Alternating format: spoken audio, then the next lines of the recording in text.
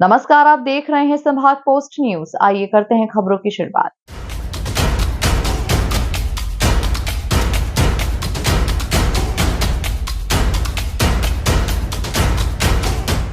इंदौर के ग्रामीण खुड़ेल थाना क्षेत्र में दृश्यम फिल्म की तर्ज पर हुई एक युवक की गोली मारकर हत्या। जी हां, इसके बाद आरोपियों ने उसका शव जमीन में दफना दिया। उन्हें डर था कि बारिश में शव ऊपर न आ जाए, तो देवास के दो बदमाशों ने गहरा गड्ढा किया और दोबारा शव को गाड़ने की कोशिश की। पुलिस ने हत्याकांड में शामिल एक आरोपी को गिरफ्तार कर लिया है और शेष की तलाश की जा रही है। खुड़ेल डीएसपी उमाकांत चौधरी ने बताया कि 1 मई को विशाल पिता अजय चौहान निवासी ग्राम सेमलिया चाऊ घर से शादी में जाने को बोलकर निकला था।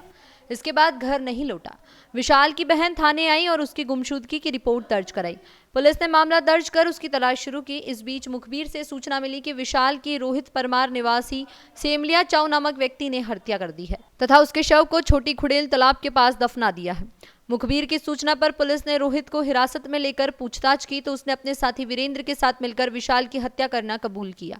आरोपी रोहित ने पूछताछ में पुरानी रंजिश की बात बताई है। इस पर रोहित ने वीरेंद्र के साथ मिलकर उसे मारने की योजना बनाई और 1 मई की रात्रि 9 बजे उसे छोटी खुड़ेल तालाब के पास बुलाया और पिस्तल से गोली मारकर हत्या कर दी। विवाद के दौरान गोली वीरेंद्र के पैर में भी लग गई थी, जिसमें वह भी घायल हो गया था।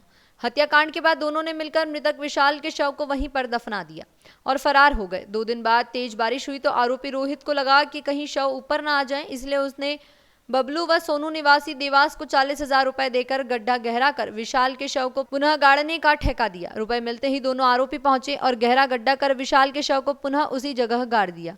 इसके बाद मृतक का मोबाइल को वह अपने साथ लेकर घूमते रहे और 15 दिन तक परिवार को यह बताता रहा कि मैं घूम रहा हूं, ताकि परिजनों को शक ना हो कि उसकी हत्या हो गई। 15 दिन के बाद जब विशाल घर नहीं पहुंचा, तब जाकर पूरे मामले में शिकायत के बाद पुलिस ने मामले का खुलासा किया है। देखिए, खुड़ेल थाने में गुमशुदगी की रिपोर्ट 3 मई को दर्ज हुई थी।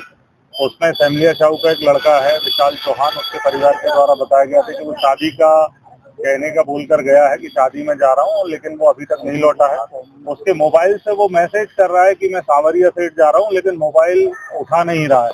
उस बात पर से पुलिस को शंका हुई कि इसमें कोई अन्य एंगल हो सकता है। पुलिस की टीमें लगातार उस दिशा में काम कर रही थी। एक विश्वस्त सूत्र से फिर मालूम हुआ कि एक व्यक्ति है उसी गांव का, जो रोहित परमार नाम का है, वो इस में शामिल हो सकता है इसको गायब करने के मामले में। उसको पुलिस ने हिरासत में लिया और उससे सख्ती से जब पूछताछ की तो उसके द्वारा ये कहानी बताई गई कि 1 तारीख को ही मैंने इस लड़के को, जो मृतक है विशाल चौहान, इसको गोली मार के इसकी हत्या कर दी थी और उसके एक साथी के सहयोग से इसको, जो हमारी पुरानी खुड़ैल के पास तालाब बना हुआ है, वहां पर इसको दफन कर दिया था और साथ में काफी नमक भी उस बॉडी के ऊपर इन्होंने डाल के मिट्टी में दबा दिया था। उस सूचना के आधार पर एफएसएल टीम, रेवेन्यू के अधिकारी और पुलिस की टीम के द्वारा सबको वहां से निकलवाया गया, जिसमें लगभग 15-16 दिन होने से बॉडी काफी डिकम्पोज हालत में हमें मिली है। उसको पीएम के लिए भेजा गया है।